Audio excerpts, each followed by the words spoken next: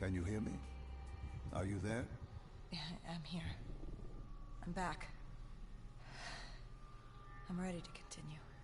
Good. Now that you've begun conditioning, let's return to 2070. After Coalescence collapsed. You were trapped in Singapore. With quarantine zones unlocked all over the world, we couldn't raise WA command. If we were going to escape, we had to improvise. We turned to the 54 Immortals. They were dangerous and unpredictable, but they were no enemy of ours. Hendricks trusted them? What choice did we have? If we wanted out of Singapore, we had to go through the biodomes. We had to go through the Immortals.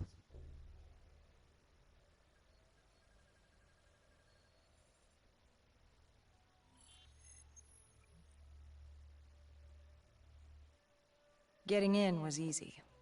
Getting out would be another matter entirely.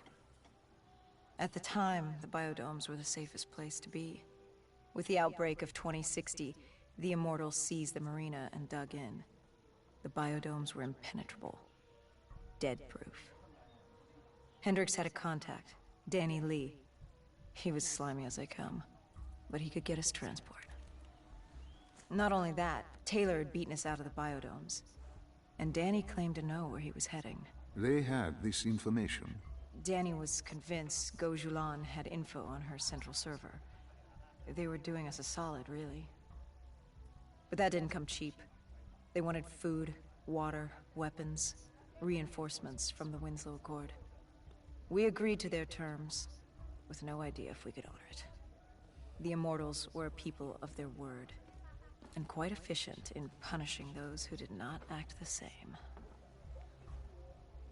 Danny was in a bad mood.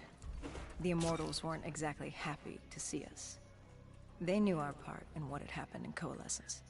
Danny went so far as to accuse us of opening the containment zones ourselves. Hendricks persuaded him otherwise. But that didn't change how I felt. We were there. We had our chance to stop Diaz in the server room. You cannot blame yourself for what is out of your control. There were powers in play far greater than your own. Powers with far more control. You were a pawn in his game. You mean Deimos? Well, as it turns out, we weren't his only pawns in the room. How do you mean? You can get us a ride out? Sure, I'll give you that. But claiming to know where Taylor was? Know that saying, too good to be true? Something was wrong. There was something malevolent, malicious. I called Danny out. I wasn't too happy with that. But then again, we assumed he was just scared.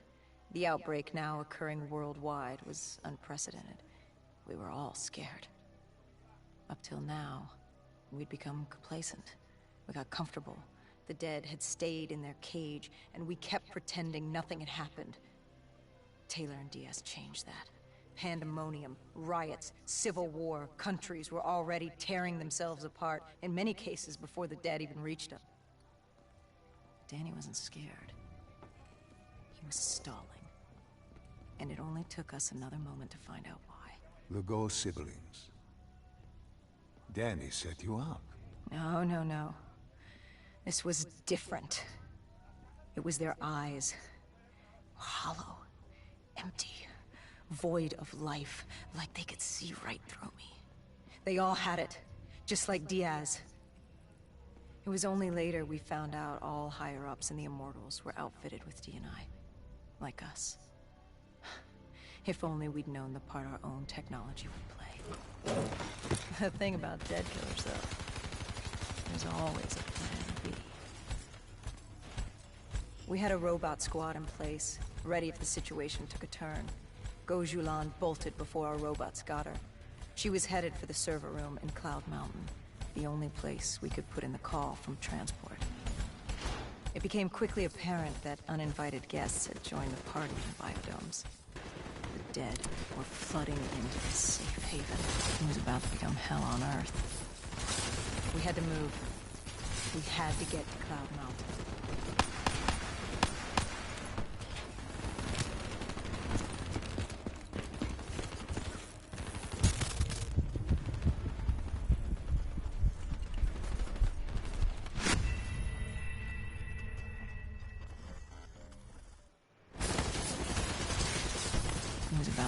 hell on Earth. We had to move. We had to get to Cloud Mountain.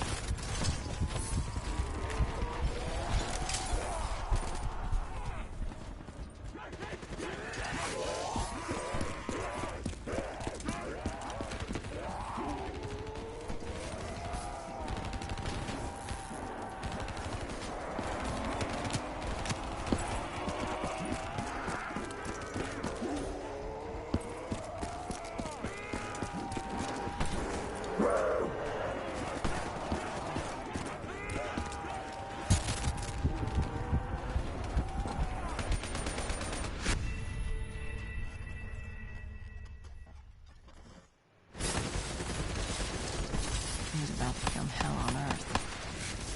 We had to move. We had to get to Cloud Mountain.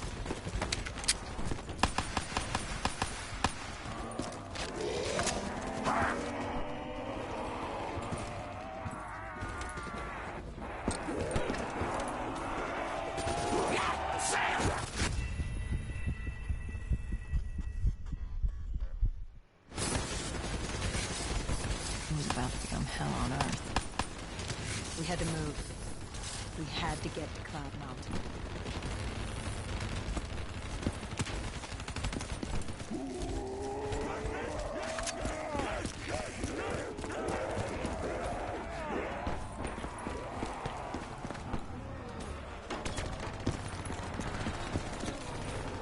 I don't know how he ended it. A forgotten open gate. A child's mistake. A poorly nailed board over a window. It didn't matter. It was spread fast. We were already outnumbered 20 to 1. The remaining humans scrambling